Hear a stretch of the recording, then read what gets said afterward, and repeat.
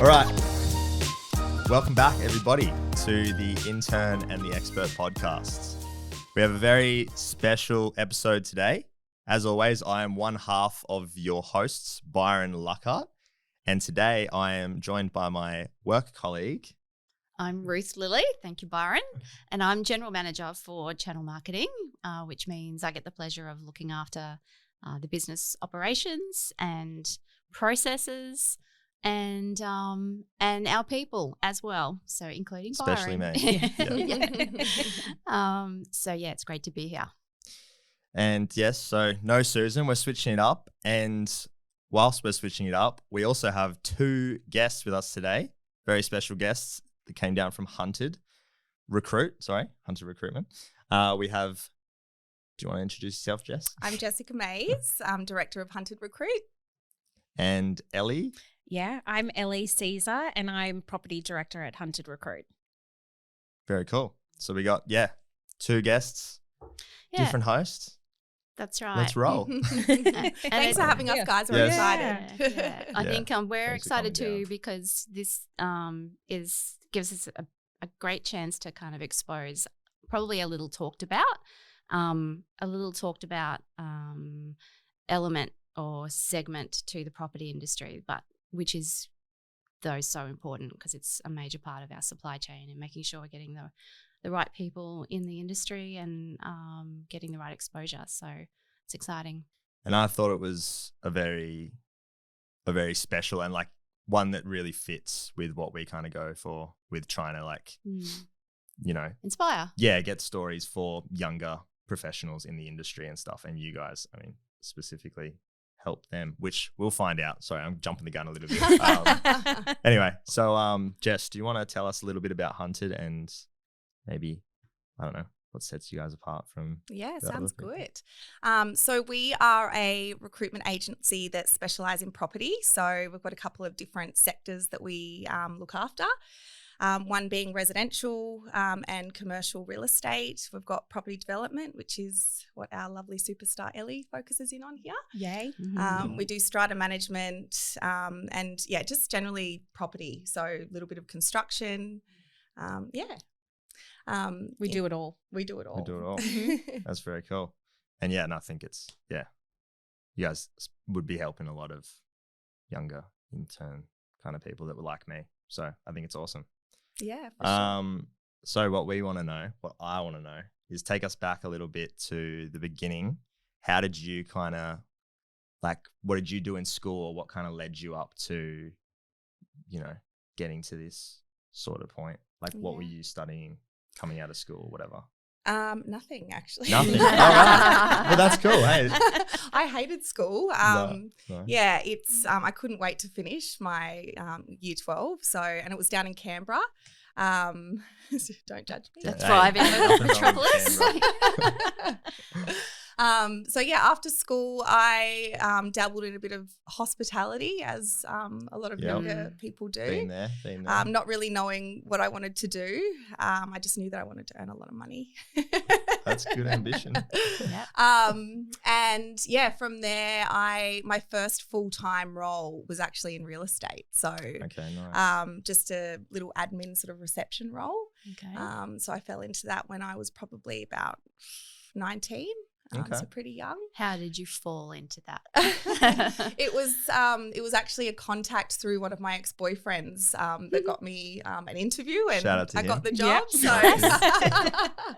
He's done his job. But real estate was always something that I was, I knew that I had an interest in.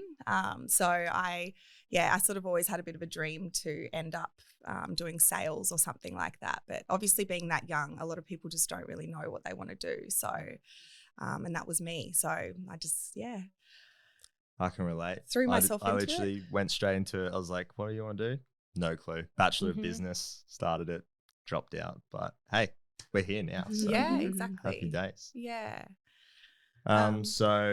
So after you did the admin, did you move into a real estate role? Or I did a little bit in strata management, and then I got pulled across to property management. Can you tell us what strata management is? I think some people that might be like me Yeah, Probably sure. want to know. I'll give a bit of a do you basic ever, like, knowledge kind of what it is. So most, every single building has a strata management, body corporate, Okay. same thing. Yeah. And it's basically all common property within a building. So, whether that's the lifts or, and it could be residential, commercial, retail, it could be the gardens, the facilities within the building. Right. And body corporate looks after all of that. So budgeting, making sure the building is compliant, Safe. Yeah. maintained, all of that. Okay. Cool. Yeah. There you go. There you go for all the young people.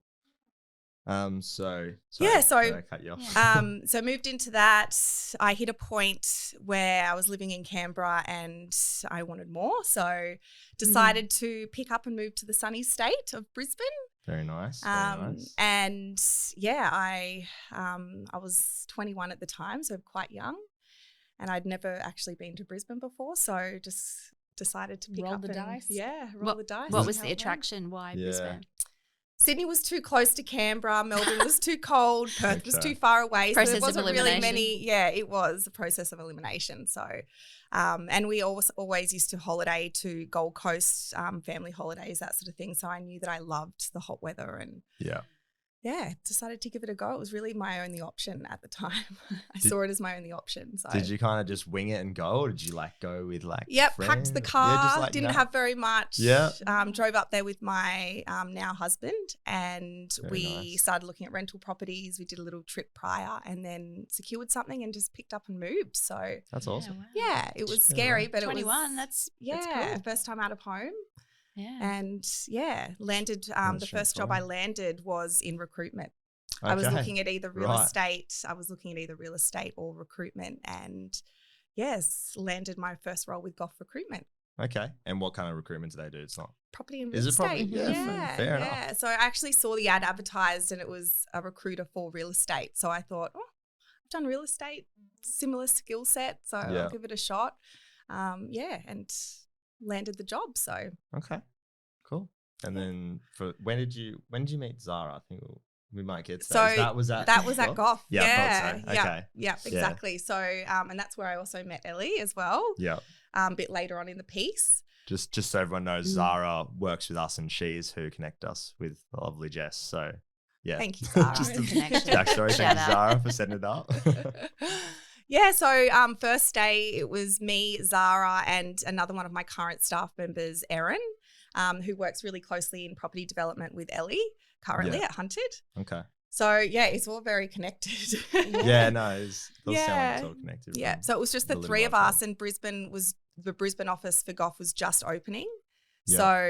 So us three opened up the office, and we all had pretty much very minimal recruitment experience. So it was a bit of a That's it. So Baptized by roll the fire. dice. yeah, Yeah. But totally. at that time, there was no other recruitment was still very small. So I think everyone in that space was trying to figure it out. Yeah, There wasn't right. a leader in the market already established. Goff was really pioneering in Queensland for property recruitment Specialised. specialists. Yeah. Yeah. That's right. That's pretty cool. Yeah, there weren't many specialists Yeah. out there, and a lot of.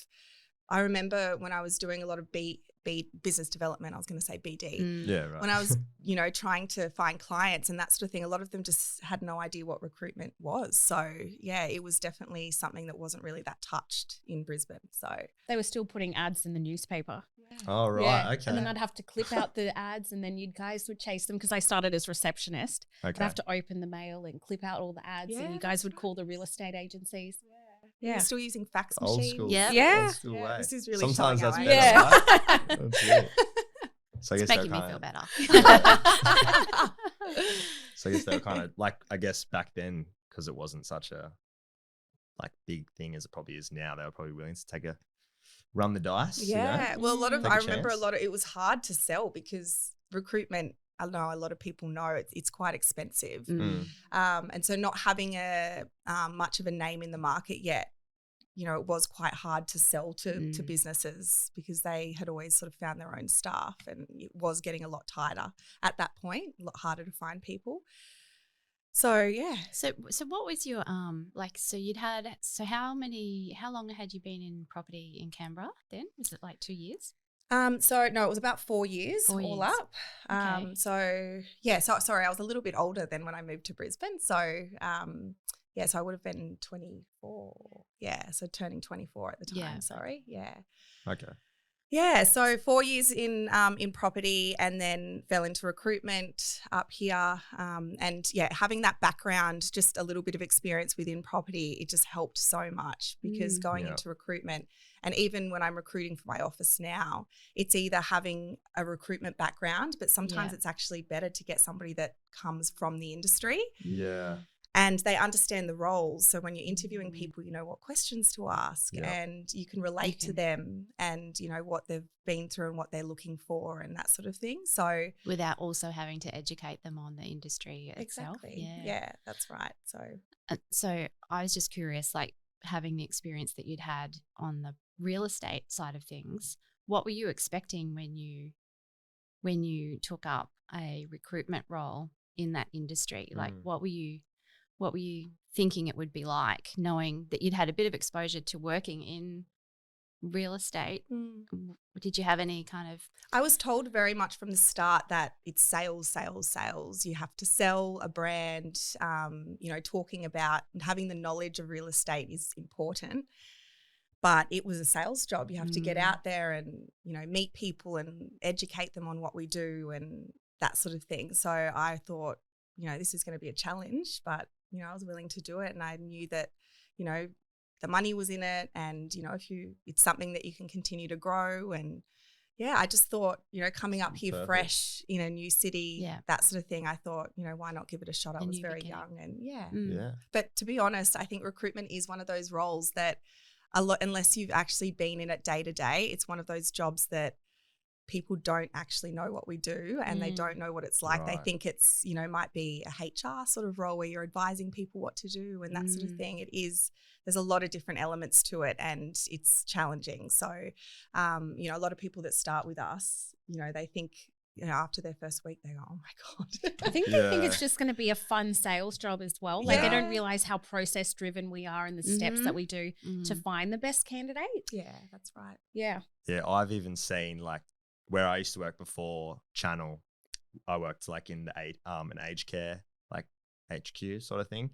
And I was around like recruitment people all the time. And like, I just kind of saw how it was and some of the people you have to deal with. Like, I mean, I'm sure it's probably better in property, but like, it's definitely tough. And then like there was a position that opened up, and like someone's like, do you want to join the recruitment team? Because I kind of was the guy that like bounced around. They're like, I'm like, oh, wherever you want me, put me here. Anyway, and they asked me, I was like, I can't do that. like I'm good with people, but I'm not like, I can't be like, I don't know. We've had wasn't some for me. It's tough. It might be the property. We continue to see it as well. It's one of like, I've been doing this for 13 years, and there are still things that happen to me now, and I say, oh, you're shocked. Blown away. Yeah, blown away. Yeah. Well, now we want an example. Well, we could just jump. What's an example of what not to do, would you say? Well, I think the hardest thing in recruitment is that we are dealing with people, and people are so unpredictable. It is just we can't control them. So, we have our clients that we're working for, and we're being professional and doing the right thing by them. Yep. But the people that we're dealing with and, being that middle person with, they could completely stuff us around and do things that make us look bad, and it's completely out of our control. Yeah. So it's being able to control that narrative and still, keep a good reputation and be professional, but still, have things happen that are completely out of our control. And I guess there's nothing you can really do about that. That's right. I think trying to think of some funny stories. Someone on their first day calling up saying they're sick, and then the company we placed them with, the boss checked on their Instagram and they were at the beach. No. Yeah. Yep. I mean, things like that. Yeah. There's a lot of things we've learned over the years. That's a story unreal. just popped into my mind where You know, a lot of the time, if you're recruiting around that Christmas period, Mm. you might have somebody starting fresh in the new year in January, and they get invited to the Christmas party. Yeah, right. And I remember an instance where they invited the candidate to the Christmas party, and it was on a boat. So there was a lot of alcohol involved, as most Christmas parties have. Yeah. Badly. And she ended up abusing one of the principal's wife on the boat and vomited over the edge, then went missing, and they ended up spending the whole night searching for her because they had a responsibility. So she never ended up starting. Yeah. Yeah. So sometimes now we're very cautious, like, you know, are you sure you want to introduce them with alcohol? It's probably not the greatest idea. That is a true horror story. Yes. Yeah. That is one of a kind. Yeah. Yeah, I mean, I've seen what happens at the Christmas parties, so you know, Yeah. but at least everyone knows each other. You know, Yeah. just going in blind, you're like, that's just Susie. You know, she can't handle the drinks. Not Susan. Not That was just a ours. random name, by the way. I'm not just dissing Susan. Oh, that was his first name. But anyway, so we kind of cut you short. So we were at Goff, right? Yeah. And what happened there? Was it? There was probably quite a pivotal moment in my career. It happened Yep. where I was still in my 20s. I was one of the youngest in the office. I think I was the youngest in the office. And I was presented with an opportunity to take on a regional director role. Wow. Mm. So Big that was steps. a really big one for me because I didn't have the confidence in myself at the time looking back. You know, it wasn't really anything that I aspired to be. Yeah. You know, I was sort of just there doing my best with Yeah. recruitment. But Still they quite reached new. out to you, and they were Yeah, like, it was okay, it was well, brought to me that and says offered to something. me, and you know, it took a little while. I remember calling my mum and Yeah. my best friends and just trying to figure out what to do. And you know, everyone was like, "Go for it, go for it." Yeah, you gotta- You know, and I just remember looking back, that was a really big decision for me because, you know, I was doing well, I was cruising, I, you know, didn't really have the responsibility, and I didn't really know what it would be like having the responsibility of looking after a team Mm. and quite a new business as well. Yeah. But I just threw myself into it, Just went and for I'm it. so glad that I did because that's what really made me realize that I have a love for leading people and helping people and growing a business, and I wouldn't have known that I had that in me, I don't think, if I didn't do that. Very so brave. That's awesome. yeah. Yeah. You gotta I think you just gotta take those opportunities when they can't. You might Exactly. be scary, but Yeah, You know. it was very scary, and you know You've there was a got lot the of skills. self-doubt and everything. Yeah. But you know, throwing yourself into it, if you don't try, and you might fail. You know, yeah. you're never gonna get anywhere No. really. So No, but I think when they come to you, you know, that's a big ego kind of not ego. yeah, but so well, what I am trying to also say? think that I Okay. might have been the only option. Oh, okay. Oh, well, come hey, on. whatever. Young, ambitious. But you know what, I'll they're take just it. like, she can do it. She can do it. That's awesome. But was that through reputation? Was that through Yeah. your existing connections that you'd made? Well, it was still at Goff. It was in my office at Oh, Goff with it, that I was okay. offered then Right. a promotion, basically. Okay. So But they had kind of like a little sub kind of brand sort of, or like a sub company sort of thing. no, they didn't actually. It Oh, was just it it was was Goff. just the Brisbane office, Queensland Gotcha. office that we Zara, Erin, and I opened. Yeah. Mm. Yeah. Yeah. And and we sort of grew it to a good size, and that's what we obviously got to a point where we needed more of a leader in the office, and And you're that's the one for the where it job. sort of evolved. Yeah, Seize the exactly. opportunity. Yes, Yeah. yes. Yeah, so right. that was probably the biggest pivotal change in my career, because then I really realized, okay, I'm going to make a career out of this, and this is what I want to do, and Yeah. it sort of just lifted off from there. And how long did you stay there for? Do you reckon? Like, I Kinda was moving with up the Goff for ranks. 8 years all up. okay. Yes, it was Wow. quite a long time. And the next step was from when I fell pregnant with my first child, Hallie, and I ended after I had her, I was on maternity leave, and you know I was due to go back and manage, you know, quite a big team of 18 salespeople, basically. Mm. So it had And- grown to 18. Yeah, we'd grown. was huge. Yeah, it was a And big. you were still in this team, Ellie? Yeah, Yeah. yeah. I've Wow. followed her through all of her new companies. Yeah. That's Always awesome. follow a good boss. That is good. Yeah. No, that is good, especially when you got someone you can count on, sort of thing as well. Like, So when she keeps looking at me, awesome. it's like she's asking me to remember for Yeah. her. Oh, Yes, yeah. yes. You I'm were like, there. yep, you were 24. Yeah. Yeah. Yep. no, But I've also, every time I've opened a business, I've been on the phone. Ellie, you going to come over? Yeah. That's really I'm like, special. yes. Yeah. Yeah. Yes, Yeah. So we've followed each other. That's awesome. So sorry, I cut you off, but you were saying you had your first. Yes, I had my first baby. I was due to go back to quite a large team. I had, there was a lot of responsibility there. Mm. We were a very high performing team, doing very well. Our team was great. We had such a close knit team, and sales personalities are really hard to to get working together really well. But we had an incredible team at that point and a really good reputation in the market. So it was something, I was sort of thinking, first time mum, I still, it's hard being a working mum. Yeah. And I still wanted to have the time spent with my family and, be an amazing mum, but still have a career. So I really saw that going back was probably not going to give me that. I felt that, I probably, having somebody that was relying on me, which was my boss. Yeah. I saw it as an easier option to maybe see this as an opportunity to go out and do my own thing. On your own terms, sort of thing. Yeah, and sometimes that people think that's a even scarier choice to go and do that because it's a lot riskier and you've just got a brand new family, that sort of thing. But I really saw it as I knew that I had a very solid client base. I knew that I was going to specialize in the same sector. Yeah. I knew that, I don't know, I just felt like it was going to be a much more flexible option for me. But also I had been with Goff for 8 years. So I was sort of itching for that next To get step. back into it, yeah. Yeah. So, that's where I went into business at Iconic Recruit. We created Iconic Recruit. It was myself and another consultant that was at Goff Marton. Yep. And we decided to go out together and start from scratch, just the two of us. Wow. Yeah. What did the partner?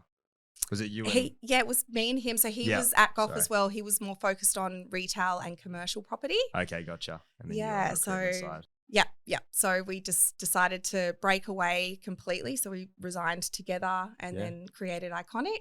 Wow. Together, started pretty much from scratch. But, when I say from scratch, we still obviously knew that we were recruiting in the same space. Yeah. So we had a client base that, was very solid and, we had great relationships with our clients. So I knew that, starting from scratch would be my entire database would still be willing to support me through that. Okay. So how does that work? So so clients, so they would have been clients with Goff?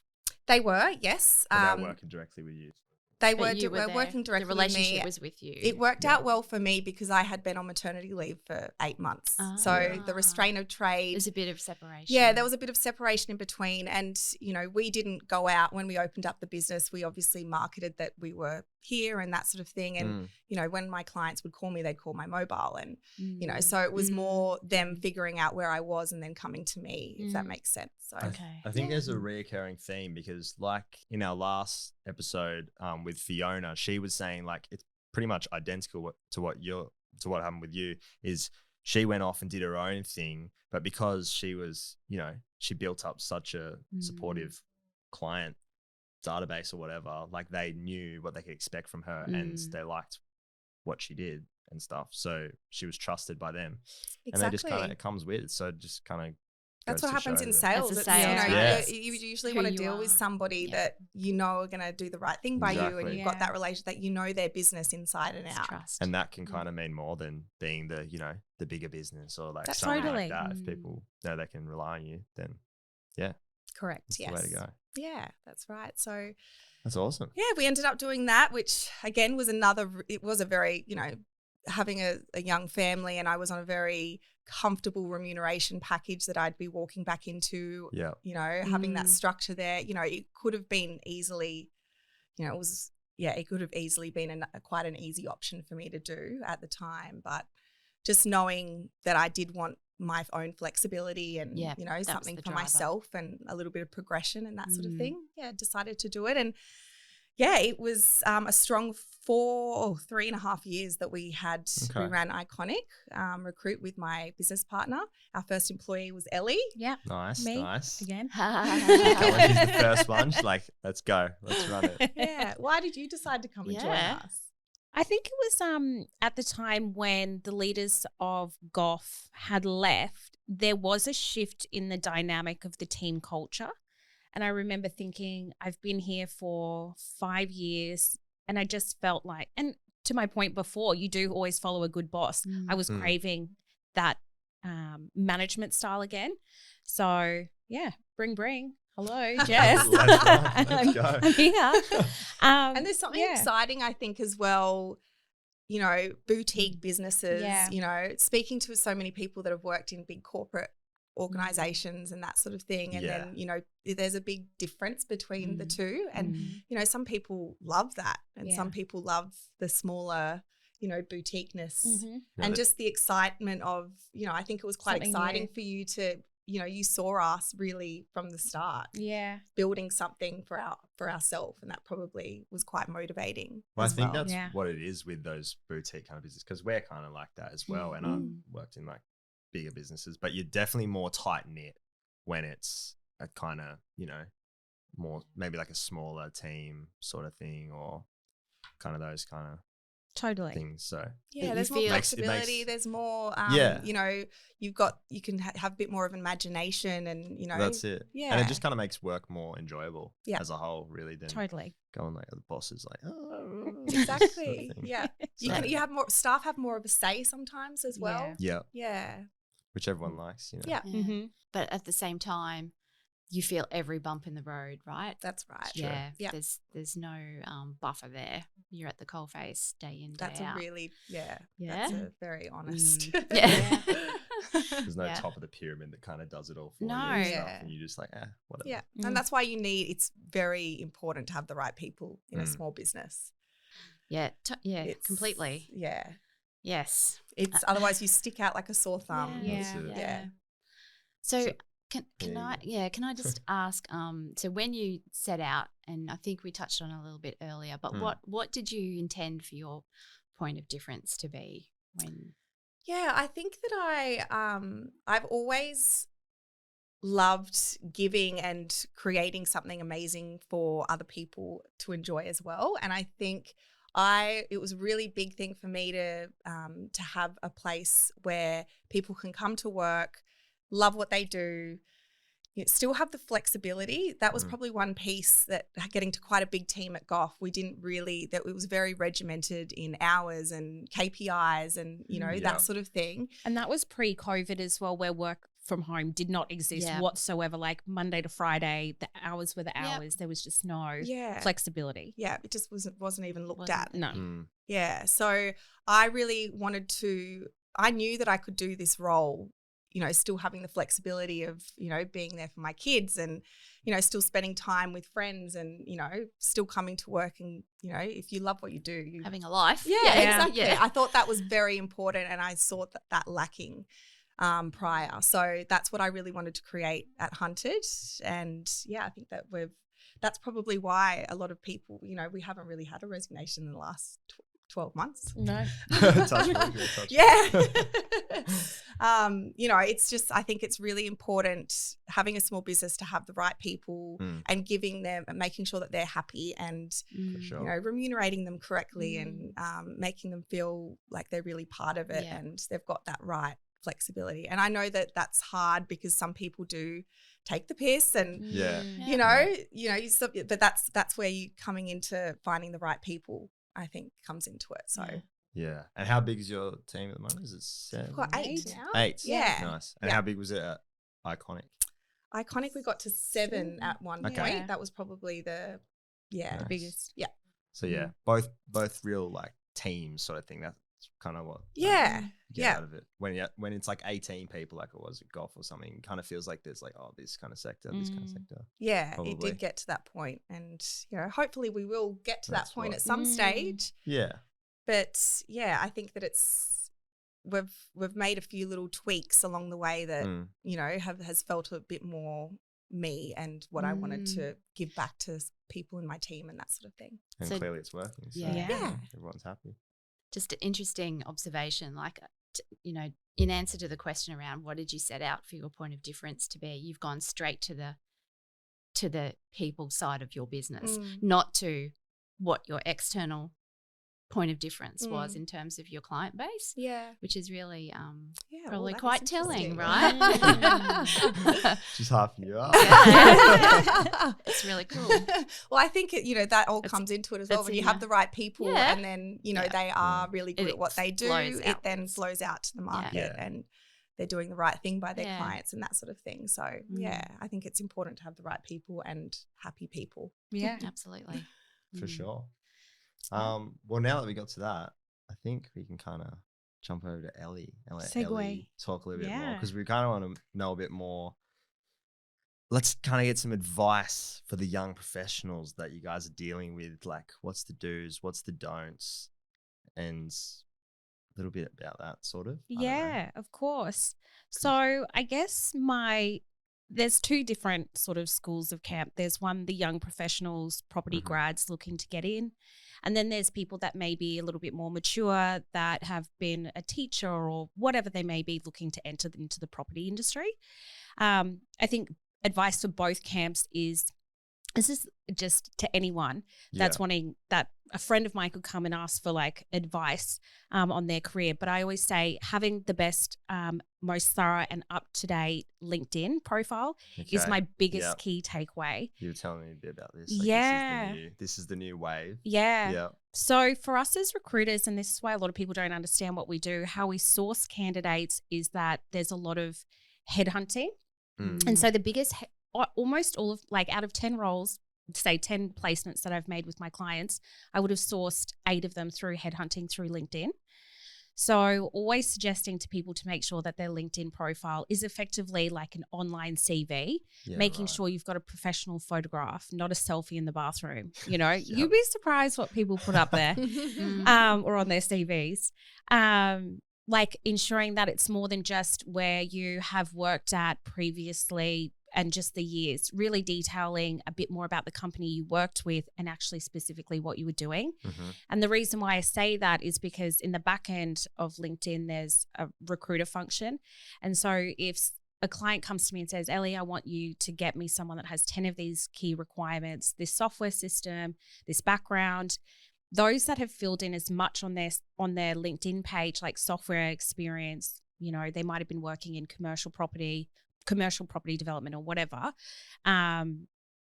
Or even if they're a property grad, just filling in like that they've done team sports. It's interesting that I'll have to search for these specific things through the back end of Recruiter. Yeah. Like the sporting, a lot of people, like if they're a property grad, they're like, why would I need to put that I played rugby? And one of my clients specifically requested that because it shows that they're a team player. Yeah, right. So it's just the more you can put on your LinkedIn that's directly relevant and extracurricular activities is all beneficial. It's going to get you to the top of the search function effectively. And I guess the people that would be kind of looking for those sort of things are probably the people that you want to go to, where it's not, they're not just looking for, oh, yeah, he's got that degree, Yeah. blah, blah, blah. Because end of the day, experience, like out of business experience, like life experience means a lot more, I think, Yeah.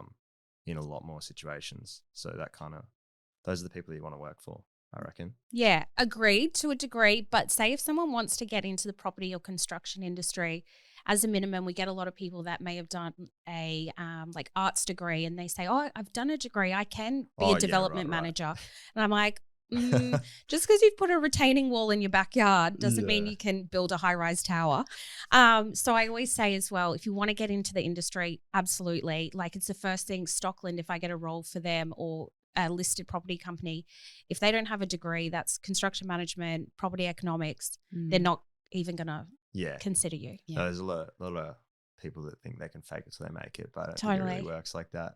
Unless it's a sales role where you can fake it till you make it and you've got that right vibe, but everything else you really need that technical background first. Yeah, for sure. Yeah. For sure. And are there any trends emerging in the property industry when it comes to different types of roles or anything like that employers are looking for? I guess what we're seeing at the moment honestly, so having done property development recruitment for the last 9 years, we didn't have as many opportunities up here as, say, like Sydney and Melbourne. And now that Queensland has become more affordable in comparison to those states, we also had more reduced COVID laws, restrictions. We're seeing a lot of interstate people moving up here, so migration is high. Okay. We have a lot of investment in Queensland, Queen's Wharf, a lot of infrastructure, Cross River Rail. So property development in Queensland is at an all-time high. I've had the most amount of roles and the most amount of success in my role in the last 2 years than ever. So I don't really see there's a lot of doom and gloom in the market saying, there's going to be a downturn, interest rates, et cetera, et cetera. But, with the Olympics coming up, these property developers still need to build. Yeah. We still need infrastructure. So job and recruitment is still happening. So I think that the property development space, if someone's looking, some people are a bit gun shy about moving, but you shouldn't. Or getting into the space, it's going to be a hot space. So don't be risk adverse with what's in the media. I think still jump at opportunities because there's a lot going on, a lot of roles. And any particular roles that have sort of popped up that you've noticed that have come to the fore more recently, or new types of roles, or like? Yeah, so all roles I tend to see in waves because, like, say, it's a time where it's a good opportunity for developers to buy land. So we then tend to see a lot of acquisitions manager roles. And then once they acquire the sites, you then see a trend like a year down the track that they may need, a construction manager because they're going to go into the delivery of the site or whatever. It's sort of cyclical, all the roles. Right now, I'm seeing a lot of development manager opportunities. So I just think that's as a result of clients having bought during COVID when there was a lot of sites to be purchased and now they need the people to deliver them. Yeah. That's really, really interesting insight. But always need good salespeople, always needing, Everyone does. Everyone. Yeah.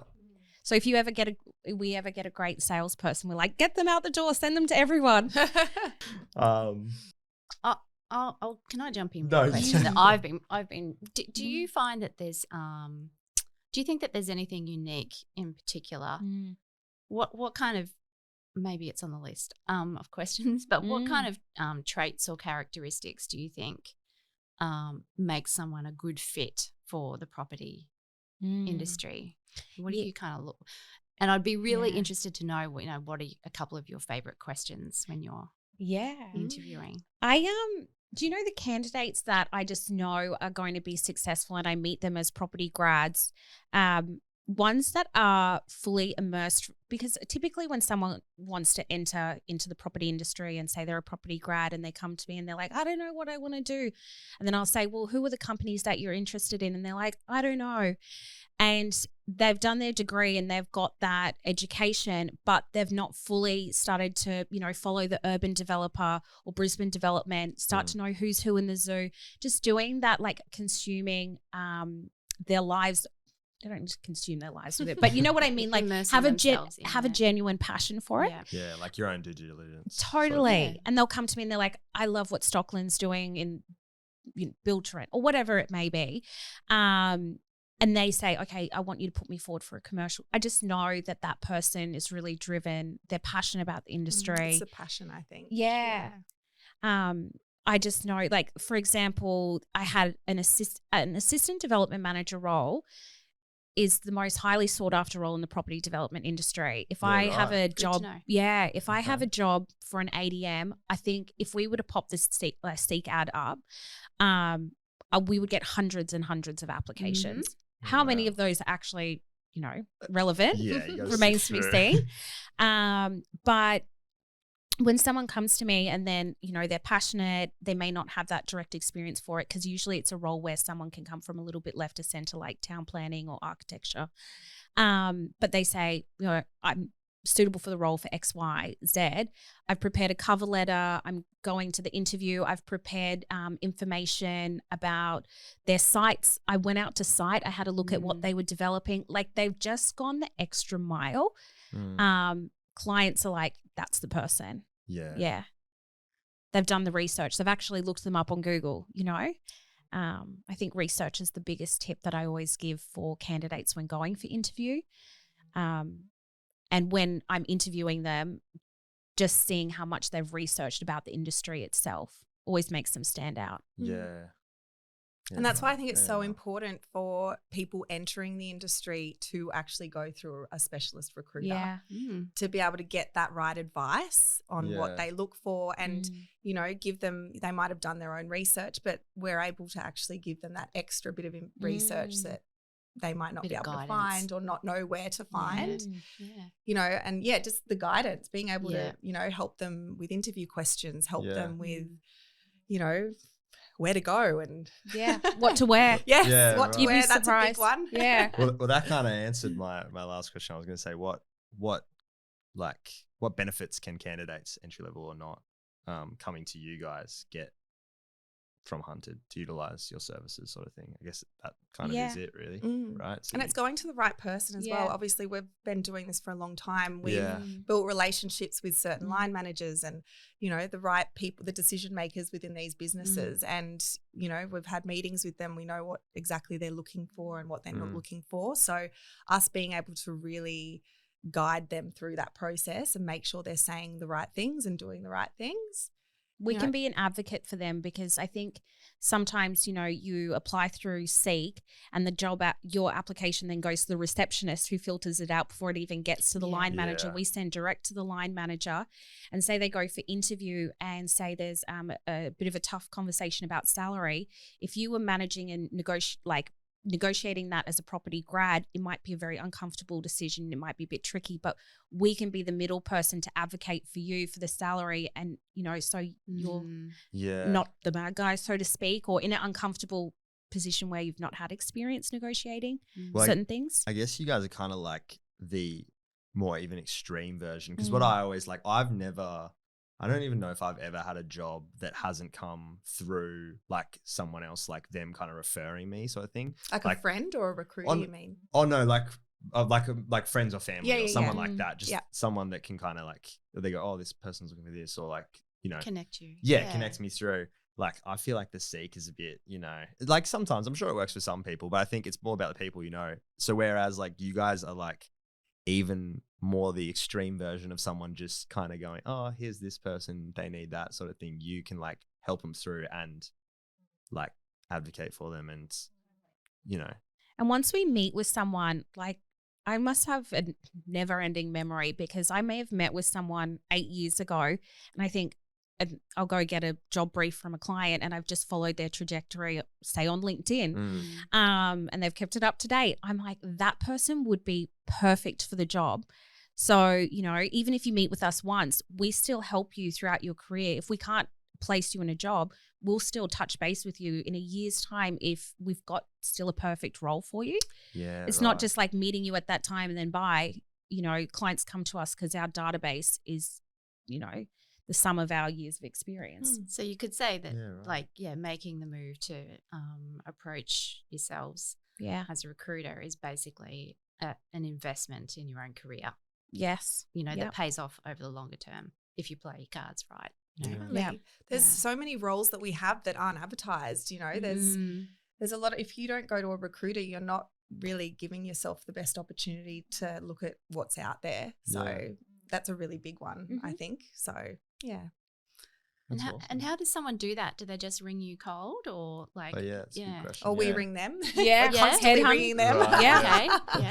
But it's just having that relationship there where, you know, we know what is happening all the time within someone's business, and it's like knowing all the goss all the time, isn't it? We know all the goss. But I think with how they may apply on a Seek ad, they may reach out through LinkedIn.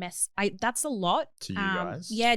So someone will message me. I've connected with them, and they're like, "Hey, I saw you've posted you were marketing a development manager job. can I come and have a chat to you? A lot of referrals, even clients refer people that weren't suitable for that role. They may have put up an ad themselves, but they say, oh, this other person that was second in line was amazing. Oh, that's Do you want nice. Yeah. And that's the relationship we have with our clients. A lot of them become your friends, really. Yes. When you've been in it for this long, it's just sort of like, hey, how you going? So, Yeah. Jess is a therapist to many of them. Yes. So are you. Come sit on the couch. Yeah. Have a chat. Yeah. You've got a nice couch too, by the way. Yeah. Your Nice office. Yeah. That's cool. That is really cool. So, well, any big plans? Just to wrap it up. Do you guys have anything like, I don't know, any big plans for Hunter or anything coming up? I mean, we want Trying to to grow the continue team. growing Yeah. and, continue getting better and better. And, I think that's one thing about our team that really sets us apart is the experience we have is enormous. And we continue to get better year on year. And so we want to continue that on and, continue to grow, but gradually. Take over the world. Take over Why the not? world. World That's domination. it. Yeah. And so what regions do you service? All. So Queensland, Yep. we have some clients that are national as well, and they Yeah. might call us and say, will you, focus on a roll down? It's probably more in property, if anything. However, I'm a very strong believer that to be a specialist, it's like if you relate it back to a real estate agent, for instance, the best ones that you see are specialists within a particular suburb. They know everything, the ins and outs, and they're an absolute expert, and that is the best person that's going to get the best price for your home. So, I think it's really important for us as consultants, and that's why each of our consultants specialize in different areas within property. And, we don't want to, not to say we might not open in different states down the track, but we really want to focus in on Queensland, and we don't want to spread ourselves too sparse. Yeah. So Yeah. Which is, I mean, probably better when you have a smaller team, right? As well. exactly. So, Yeah. Cool. Do you have anything else to add? I think that's kind of where can everyone. Do you guys socials? You want to plug your socials? Anything like We've that? got it all. LinkedIn, Twitter, Instagram. whatever. We don't it's have called now. Twitter. Don't have no. Twitter. We've Oh, Yeah. I don't use Twitter. We've got No. Instagram. Yeah. We've got LinkedIn. LinkedIn. We don't really have Facebook. No. Who No. uses Facebook these days? No. Yeah. It's done. It's phasing out. It's phasing out. Was there anything else you wanted to add? Instagram, LinkedIn. Yeah, No. nice. Mm. Cool. If Yeah. anyone wants to reach out to you, just like go Send on your us your page, CVs. send it. Yeah. Yep. Go on an email. Yeah. Yeah. Cool. Well, congratulations on your success. Yes. Thank you. For Thanks for sure. having us. Both. Gone. This was You're fun. taking Yeah. amazing leaps. Yeah. Cool. Been Thank you, our guys. pleasure. Thank Thanks for you. coming. Well, do I have to plug anything? I don't know. Can't remember how I close it out. Peace. That's a wrap. Just join us next time for the next episode. Peace out. Bye, guys. Bye.